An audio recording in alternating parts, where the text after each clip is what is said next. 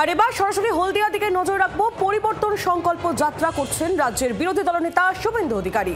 যা হয়েছে ভালো হয়েছে, ঈশ্বর যা করেন মঙ্গলের জন্যই করেন। এখন অনেক সুবিধা, যেই পদ্ম পাবে সেই বিধানসভায় যাবে, চিন্তার কোনো কারণ নেই।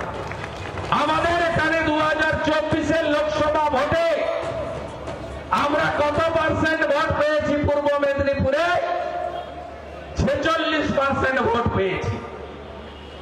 হিরণকে জিততে দেয়নি কাশপুরে লুট করে, পাঁশকুড়া পশ্চিমে লিড।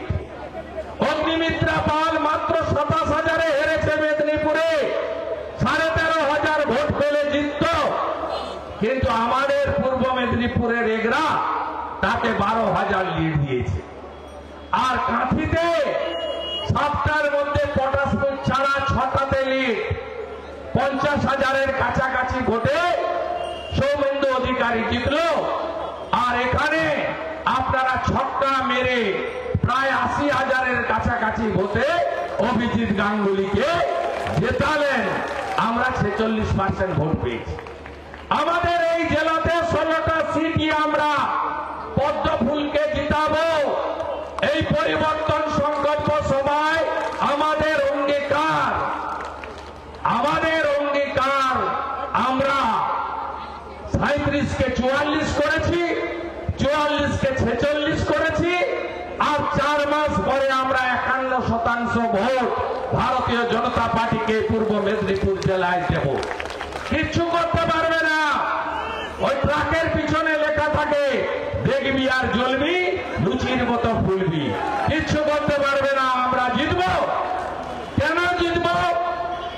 কারণ পরিবর্তনের বিউগুলটা এখান থেকেই বাজিয়েছিল নন্দীগ্রামের মানুষ। মাঝখানে একটা নদী, ওপারে নন্দীগ্রাম। মমতা ব্যানার্জি লাফিয়ে চলে এসেছিল কলকাতা থেকে নন্দীগ্রামে আমাকে হারানোর জন্য। আর নন্দীগ্রামের মানুষ, মেদিনীপুরের মানুষ, তাদের স্বাভিমান আছে। তারা ঘরের ছেলেকে চেনে, তারা আত্মীয়কে চেনে, তারা ভালো মন্দ জানে, তারা কখনো মাথা নত করেনি। তাই ভারতবর্ষ স্বাধীনতা পেয়েছে 1947-এর 15ই আগস্ট। মেদিনীপুরের স্বাধীনতা ঘোষিত হয়েছে 1942-এর 17ই ডিসেম্বর। তাম্রলিপ্ত জাতীয় সরকার, সর্বাধিনায়ক সতীশ সামন্ত, সাথে সুশীল লারা, অজয় মুখার্জি, রজনী প্রামাণিক, বিরাজ বাবু, কুমার বাবু, আমরা স্বাধীনতা ঘোষণা করেছিলাম।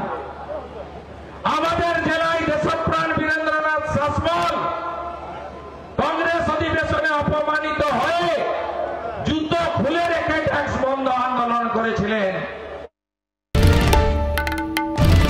বাংলার আওয়াজ, বাঙালির আবেগ, জি 24 ঘন্টা।